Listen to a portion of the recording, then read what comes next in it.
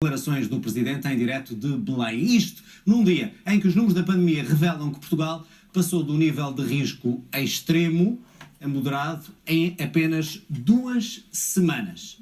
Os internamentos estão agora nos valores mais baixos desde o início de novembro. Assim estão hospitalizadas 2.613 pessoas com Covid-19, 536 permanecem nos cuidados intensivos. Morreram mais 49 doentes com Covid-19, registaram-se mais 1.160 novos casos. O Parlamento aprovou hoje também a 12ª renovação do estado de emergência. Vamos já em direto para Belém, onde o Presidente fala ao país. Reduzimos nesta quinzena significativamente o número de infectados e o número de mortes. E o indicador de propagação do vírus atingiu os valores mais baixos num ano. Tudo comprovando a vossa lucidez, determinação e coragem. Nesta situação, é muito tentador defender que há que abrir e desconfinar o mais rápido possível. E as escolas seriam o setor mais proposto para o início dessa abertura. As razões invocadas todas as conhecemos. A evolução positiva já não teria recuo e, se tivesse, não seria para os valores de há um mês. A economia e a sociedade sofrem uma crise profunda. Cultura, movimento associativo, desporto jovem, restauração, hotelaria, muito comércio sofrem ainda mais. A saúde mental está crescentemente abalada. As escolas e as crianças e os jovens em particular veem segundo ano letivo atropelado. Só importaria garantir a existência de vacinação mais rápida e ampla, que cobrisse o que se fosse abrindo, começando pelas escolas, vacinando mais cedo nas escolas. Só importaria ainda assegurar testagem e rastreio mais amplos e virados para o mais urgente. No caso das escolas, com testes simples, rápidos, mas fiáveis.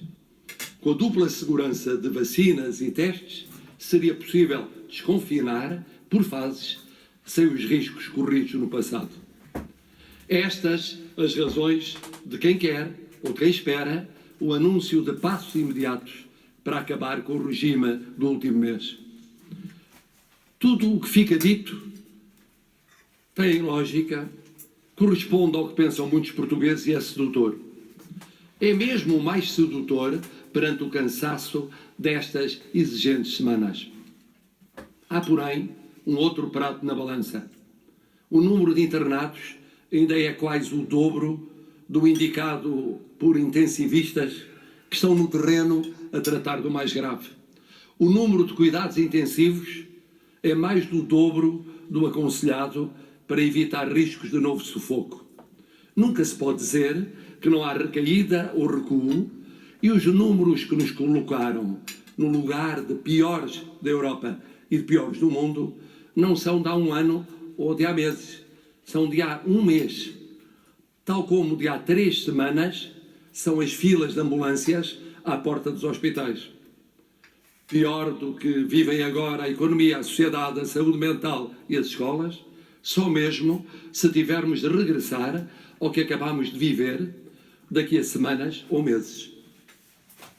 Sabemos que por atraso na entrega de vacinas não haverá provavelmente no próximo mês, mês e meio, vacinação que garanta tudo o que se quer garantir, desde logo nas escolas.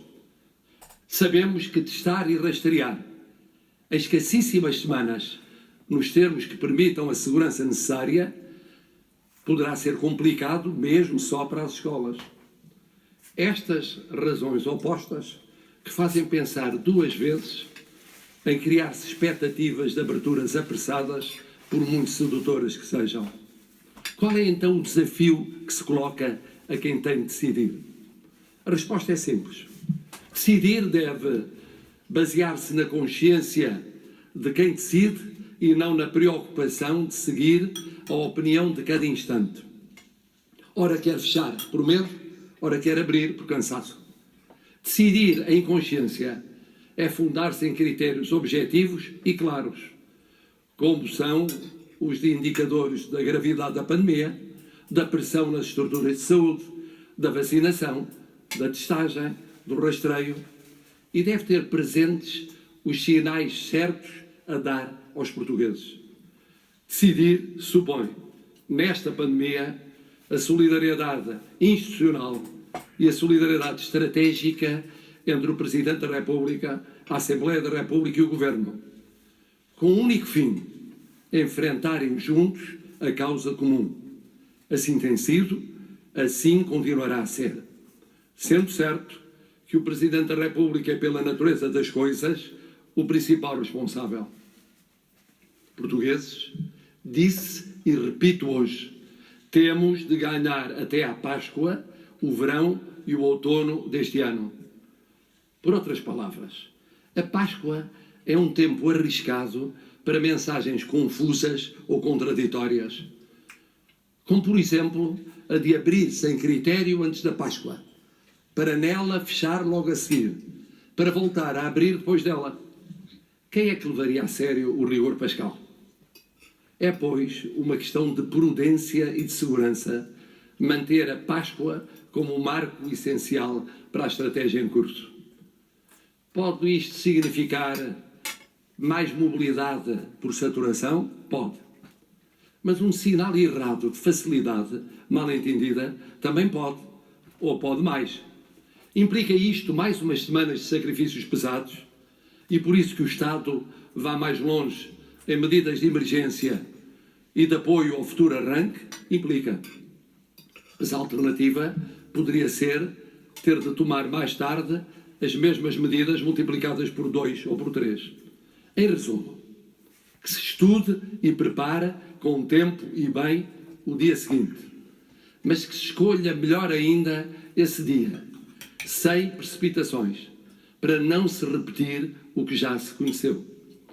E nunca se confunda estudar e planear com desconfinar. Sendo mais claro, planear o futuro é essencial, mas desconfinar a correr, por causa dos números destes dias, será tão tentador quanto leviano. Até porque nós sabemos, os números sobem sempre mais depressa do que descem. Citando um quase clássico, um povo que não conhece a sua história está condenado a repeti-la. Nós conhecemos bem a história deste ano de pandemia. Não cometeremos os mesmos erros. E temos a esperança não, a certeza de que, se formos sensatos, o pior já passou. Estas as palavras de Marcelo Rebelo de Sousa, o Presidente, a justificar ao país a continuidade no estado de emergência. Vamos analisar o que foi dito aqui pelo Presidente. António José Teixeira, boa noite. Boa noite. No fundo, a dizer e a justificar, como Governo, porque é que continuamos em confinamento e porque é que não podemos aliviar já. Consonância absoluta, quase. Sim, cautela, prudência, sensatez foram assim as palavras-chave, com algum pormenor para preparar os portugueses para não se iludirem com os números francamente melhores que temos nesta altura, com aquilo que temos pela frente e com o horizonte que temos pela frente. Obviamente os números melhoram e o sacrifício enorme, não apenas o cansaço, mas o sacrifício que isto representa para famílias, profissionais, empresas, para as pessoas que estão a sofrer porque perderam rendimentos, porque têm dificuldades, obviamente que quando os números começam a deixar um horizonte mais favorável, a tentação é pensar, podemos voltar, digamos, à atividade, podemos voltar a abrir no nosso horizonte. E isso, ensinamentos da história, como dizia o Presidente da República há pouco, não convém repetir os erros do Natal, que custaram caro e nos deram um mês de janeiro absolutamente trágico. Mas uma resposta àqueles que têm criticado, sobretudo vários partidos, o facto de o Governo não avançar com um plano. Ele até fala em solidariedade institucional. Certo. Eu diria que nesta altura, e o Presidente há 15 dias e hoje de novo, quer um plano faseado, quer que estudemos como é que saímos para o confinamento, quer que estudemos que testes devemos fazer nas escolas, em alguns locais de trabalho, fábricas, construção civil, quer que criem garantias suficientes para que a testagem, a vacinação, o rastreio funcionem, de modo a nos dar garantias que a qualquer altura podemos travar algum surto que possa acontecer. E desse ponto de vista o Presidente tem sido exigente. Nesta altura eu diria que quando se pede e quando a mensagem é continuemos confinados até à Páscoa, antes da Páscoa, ou seja, depois deste período de confinamento, virão mais 15 dias em que ainda continuaremos com regras, vamos ver o que é que o Governo diz a partir de amanhã, mas continuaremos com regras apertadas, restrições significativas. Isso quer dizer que até lá é preciso preparar o que vem a seguir. Mas a mensagem será errada se, quando pedimos mais confinamento, continuação do confinamento, estivermos a falar em desconfinamento. Como é que vai ser?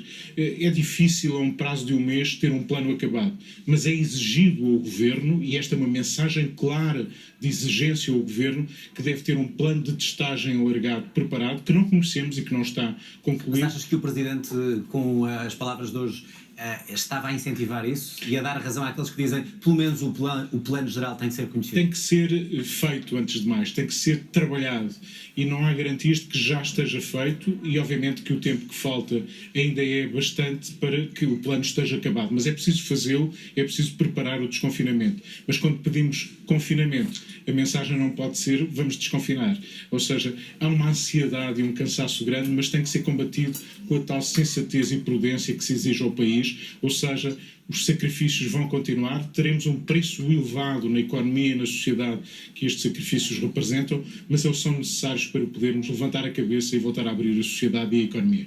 António José Teixeira, obrigado. Amanhã saberemos quais as regras que o Governo vai apresentar. Exatamente. O Parlamento aprovou a renovação do estado de emergência até 16 de março. Votaram a favor PS, PSD, CDS e PAN. Já o PCP, Verdes, Iniciativa Liberal e Chega votaram contra. O Bloco de Esquerda absteve-se. A discussão passou pela reabertura do país, com o Governo a afirmar que ainda não chegou o momento de desconfinar, nem sequer de discutir o assunto. As restantes bancadas... É a 12ª vez. Esta renovação da declaração de estado de emergência foi aprovada com uma larga maioria.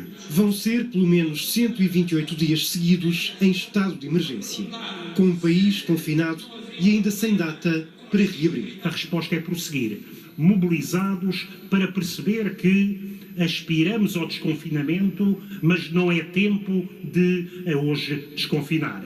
Eduardo Cabrita reforça o que já tinha sido dito esta quinta-feira pelo gabinete do Primeiro-Ministro, que é inoportuno proceder nesta fase a qualquer apresentação ou discussão pública de qualquer desconfinamento. Uma reação a um plano que andou a circular e que o Governo diz ser falso, com orientações para reabrir o país.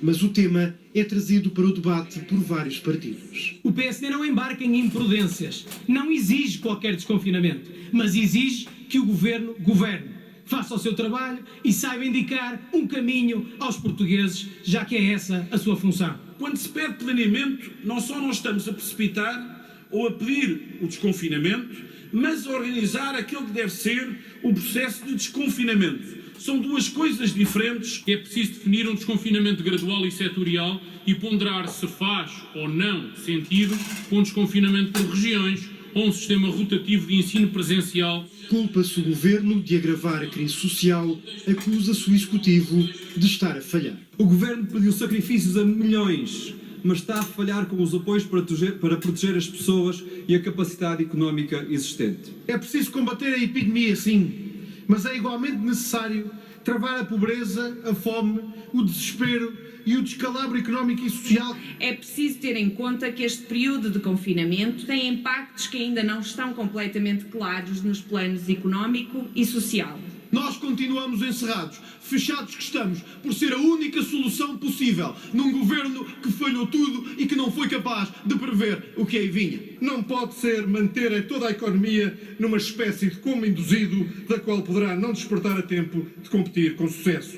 Repete-se a votação de há 15 dias. PCP, Verdes, Chega e Iniciativa Liberal votaram contra, o Bloco absteve-se. A favor estiveram CDS, PAN, PSD e PS. É em momentos de crise que percebemos que o maior inimigo da democracia e do conhecimento não é a incerteza, é a mentira. Desde 9 de novembro que o país vive em estado de emergência. Mais de 3 meses em que a vontade do Presidente foi respeitada pelo Parlamento. Farmacêuticas mundiais garantem que vão aumentar a produção de vacinas para distribuir na União Europeia. Prometem que a falta de doses vai ser regularizada já no próximo trimestre.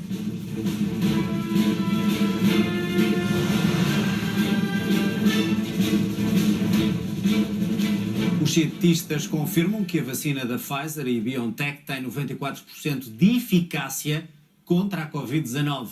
Um estudo feito em Israel prova que aqueles que levaram esta vacina tiveram uma redução significativa de casos graves da doença e de hospitalizações. A empresa Moderna anunciou, entretanto, que já tem em fase de ensaios clínicos outra nova vacina eficaz contra a variante da África do Sul. É uma boa notícia dada por uma das empresas que tem vacinas contra a Covid-19 no mercado. A Moderna já está a desenvolver uma nova versão da vacina com proteção específica contra a variante da África do Sul, que provou ser mais resistente aos anticorpos. Yesterday, we shipped to the US National Institute of Health, to Dr. Fauci's team, the product for our first phase 1 for the SARS-CoV-2 variant known as B1351, first identified in the Republic of South Africa. As you all know, this is a variant of concern. And so we're very proud that this product has been shipped to start clinical trial very soon in humans. É um primeiro passo para travar uma das variantes do SARS-CoV-2 mais resistente às vacinas e que se propaga com mais facilidade. E numa altura em que a Europa luta para equilibrar a balança, economia e saúde pública, Israel anuncia estar a preparar-se para desconfinar totalmente em abril. בסוף מרץ, הכוונה שלנו לגמור לחסן את כל האוכלוסייה הבוגרת מעל גיל 16. ובאפריל, הכוונה שלנו להגיע לפתיחה מלאה. זה כמובן תלוי ברמת התחלואה, אבל אם כולנו נעשה מה שצריך, אנחנו עוברים את זה. É de Israel que chegam dados recentes de um estudo recolhidos em condições reais e não em ensaios clínicos. 94% de eficácia da vacina da Pfizer e com evidências de redução significativa de casos graves da doença e de hospitalizações depois de terem levado a vacina. Our study has shown very clearly in all age groups, including the very old, and in very different age strata, that the vaccine is as effective in all of them. So, if you're older, you should get vaccinated. Os dados abrangem 1.200.000 pessoas que receberam a vacina da Pfizer, redução em 92% de casos graves da doença e de 87% em internamentos. Os patrões das principais farmacêuticas mundiais comprometem-se a aumentar a produção das vacinas Covid-19 para cumprir os contratos com a União Europeia. Hoje, em Portugal, foram administradas mais 31.600 doses de vacina, num total já de 752.317 doses inoculadas. Com a vacinação completa, já 255.277 pessoas em Portugal. Numa audição conjunta no Parlamento Europeu, as empresas Pfizer, Moderna, AstraZeneca e Johnson & Johnson falaram das dificuldades iniciais da produção da vacina, mas garantem que essas dificuldades serão ultrapassadas já durante o segundo trimestre deste ano. Reportagem do correspondente em Bruxelas, Duarte Valente. Sob suspeita por causa das incertezas relacionadas com a capacidade de cumprir os contratos assinados, o diretor da AstraZeneca quis sossegar os eurodeputados. We have experienced lower than expected yield at some of our production sites, but we are learning quickly every day, and I'm confident that with growing experience across the network, volumes will rise in the second quarter. So let me be clear. First, we have given our word to deliver as per our agreement, and it is my absolute priority to meet the high expectation that we have set. Second, the causes for the challenges we are facing in the EU are of an operational nature. And third, we are resolved to working with the EU to fight this pandemic. Reforçando a ideia de que estão a produzir a preços de custo, os patrões das farmacêuticas lembraram as dificuldades de estarem a trabalhar sob pressão, sem a rede que normalmente lhes permite fornecer o mercado de uma forma estável. Each dose we make is shipped right away. We have no inventory, which means that any minor setback like a broken pump or a simple human mistake by one of our operators, can mean less doses produced that hour. And because we run a non-stop, that hour is lost forever. Apesar de tudo, as multinacionais estão apostadas no desenvolvimento da produção para cumprir as expectativas da União Europeia ao longo deste ano. We've committed to delivering 500 million doses to the EU in 2021, with quantities increasing every month, including a tripling of doses in Q2 compared with Q1. We are very confident that we will meet our 2021 commitment to the European Union of 200 million dosages. With a single dose, this translates to a potential to vaccinate 200 million people during the course of the year. Uma nota positiva também para o acompanhamento das diferentes mutações do vírus, com as farmacêuticas confiantes de que a sequenciação do genoma facilitará a eficácia de novas vacinas. Com Rui Manuel Silva, Duarte Valente, RTP, Bruxelas. As variantes do novo coronavírus poderão levar os especialistas a ter de adaptar todas as vacinas. O vírus tem 30 mil pontos de mutação, mas só alguns são considerados preocupantes. Garantem que as alterações fazem parte do processo normal de um vírus que é novo.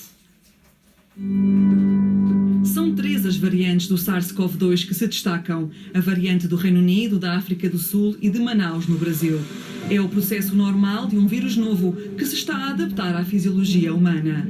A capacidade destes vírus mudarem é uma capacidade intrínseca que vem da química do vírus. Portanto, é absolutamente inevitável.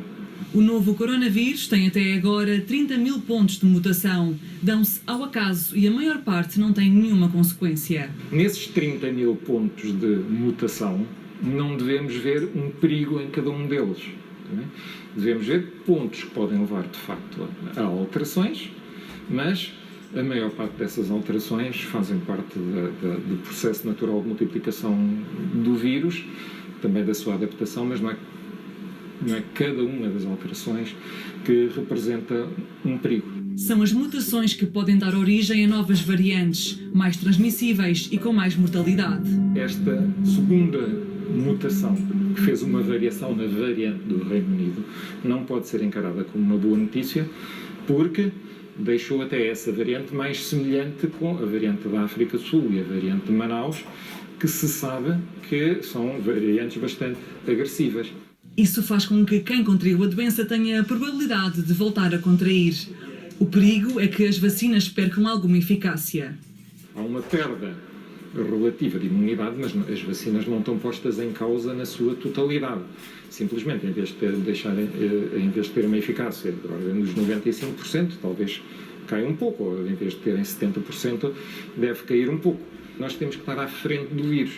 Ou seja, é melhor começar a pensar já em adaptação das vacinas, adaptação a estes novos vírus, a estas novas variantes. Além das vacinas, o confinamento serve para travar a transmissão, uma estratégia usada em todo o mundo. Entretanto, foi detectada em Nova Iorque, nos Estados Unidos, uma nova variante do novo coronavírus. Está a espalhar-se rapidamente. Polícia Federal Brasileira insiste, João Loureiro é suspeito, bem como todos os que estavam no avião, onde foram encontrados 500 quilos de cocaína com destino a Portugal.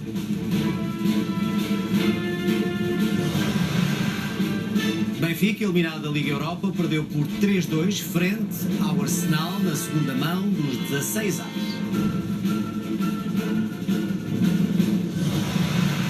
Nós regressamos já a seguir a um breve intervalo. Até já.